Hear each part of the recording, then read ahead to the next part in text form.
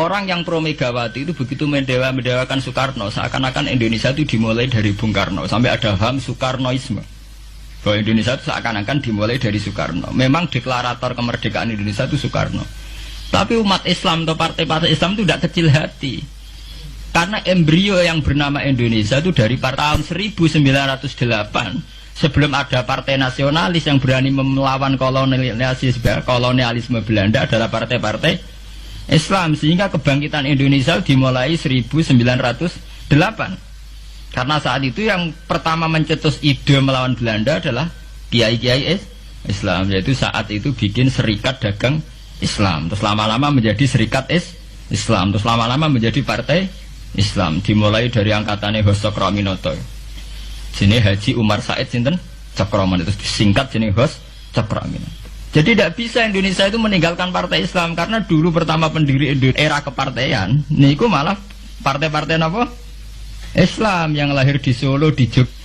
Bahkan sebelum ada negara yang bernama Indonesia, itu ada negara yang bernama Demak Bintoro, ada Demak Ngayogyakarta apa?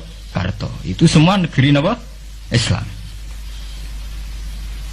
Ya paham. Sehingga secara kesejarahan kita tidak kalah sama tuanya Soekarnoisme atau partai PNI. Dan sampai kan kita ini kan kayak dinabubukkan seakan-akan Indonesia itu dimulai dari Soekarno. Sehingga nak wani Pak Karno itu koyok-koyok itu kita anti Indonesia. Ya kita tidak mungkin nggak menghormati Soekarno, beliau sebagai pahlawan besar kita hormati. Ya, tapi ya kebesaran Pak Karno demi bangsa Indonesia jangan kemudian direduksi, disederhanakan hanya melewati partai. Ya itu kan namanya pekerdilan. Tentu Pak Karno bikin negara ini ya untuk semua bangsa, bukan untuk PDIP saja, bukan untuk partai-partai marhainisme saja, juga bukan untuk partai-partai yang berfaham Soekarnoisme saja. Ya sama, tapi kita juga adil, sebagai kiai juga adil.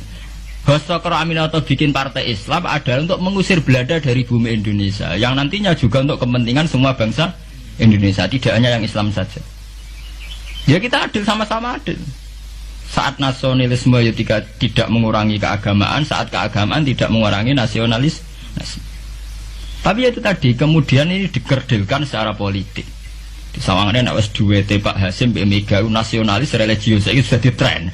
Angger duet senengane pasangan nasionalis sampai apa nak nasionalis terus wajib sholat. Apa nak religius terus gak wajib nasional? Sebetulnya itu kan wajib. Apa kena wong Indonesia terus wajib sholat hanya karena atas nama nasionalisme? Apa nak gue ngiyai terus wajib bayar pajak? Itu kan pengkerdilan, proses pembohongan ya. Pembohongan secara publik. Itu dibodokno, sedurunge bodoh, itu kan itu kan repot. Namanya sedurunge bodoh dibodokno kenapa? Nurut. Makanya kalau seneng ya, kayak kemarin Hari Kebangkitan Nasional itu seneng kalau diungkap terus di TV bahwa kebangkitan Indonesia dimulai dari 1908. Pentingnya bahwa orang-orang yang sok Soekarnoisme biar tidak mereduksi Pak Karno hanya milik mereka sendiri, karena bangsa ini berdiri semenjak 1908. Dimulai dari gerakan Budi Utomo sampai Hos Cokroaminoto sampai macam-macam. Ya, serikat-serikat Islam. Nah, kita secara sejarah itu sama. Kita sebagai santri juga tidak kalah sejarah. Karena berdirinya nasional sudah lewat para kiai itu. Takono sejarawan manapun, kayak profesor siapa di UI, siapa saja profesor-profesor sejarah bilang bahwa awal kebangkitan Indonesia itu dari partai-partai Islam. Bahkan versi orang nasionalis sekalipun itu bilang.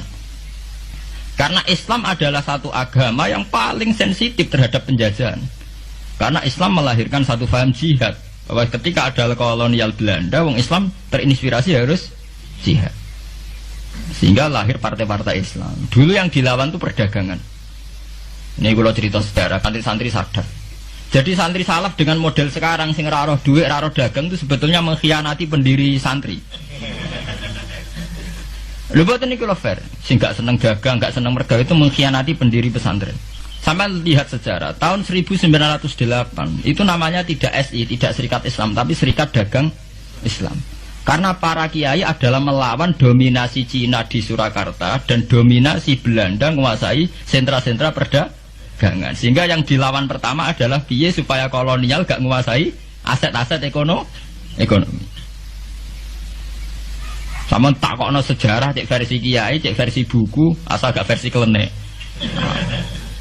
Itu pertama yang dilawan para ulama adalah penguasaan aset ekonomi oleh Cina dan Belanda, sehingga mereka bikin serikat dagang Islam.